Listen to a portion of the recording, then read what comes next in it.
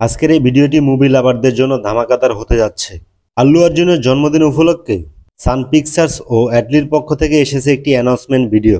এই ভিডিওটি শুধু একটা সিনেমার ঘোষণাই নয়, বরং ভারতীয় সিনেমা ইন্ডাস্ট্রির জন্য গর্বের এক অনন্য মুহূর্ত। সবার প্রথমে আল্লু অর্জুনকে জানাই জন্মদিনের শুভেচ্ছা এবং অভিনন্দন। ভিডিওতে দেখা যাচ্ছে অ্যাটলি সান পিকচার্সের মালিকের সাথে ডিল করে সরাসরি লস অ্যাঞ্জেলেসে চলে গেছে, যেখানে লোলা ভিএফএক্স স্টুডিওতে কাজ শুরু হয়েছে। এই স্টুডিও শুধুমাত্র একটি সাধারণ ভিএফএক্স কোম্পানি নয়, তাদের কাজের তালিকায় রয়েছে Free Guy, Thor, Love and Thunder, Loki series, WandaVision, Alita, Battle Angel, Aquaman, Avatar এবং অনেক বড় বড় প্রজেক্ট।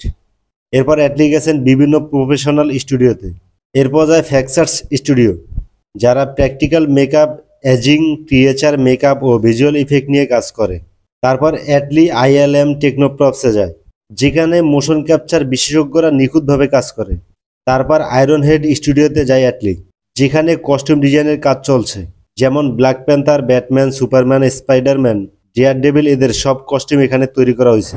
এবং সবশেষে লেগেছে ইফেক্ট, যারা আবার প্র্যাকটিক্যাল ইফেক্টের কাজ করে। অ্যাটলি যা করতে যাচ্ছে সেটা সত্যি অসাধারণ। স্টুডিওতে উপস্থিত সকল সদস্য অ্যাটলির স্ক্রিপ্ট ও গল্পের প্রশংসা করতেছে। সবাই বলতেছে এমন গল্প আমরা আগে কখনো শুনিনি। দেখা যাচ্ছে আল্লু অর্জুন গ্রিন স্ক্রিন এবং মোশন ক্যাপচার ক্যামেরার সামনে বসে আছে। সম্ভবত এই মুভিতে আল্লু অর্জুনের একটি অ্যানিমেটেড সিজিআই ভার্সন দেখতে পাবো। অ্যাটলি ও তার উজ্জ্বল ভিশনের জন্য শুভকামনা রইল। তবে এই মুভিটার নাম কি তা এখনো কেউ জানে না। ভিডিওটি দেখার পর আপনাদের চিন্তা ভাবনা অবশ্যই কমেন্টে জানাবেন। দেখা হবে পরের ভিডিওতে। আল্লাহ হাফেজ।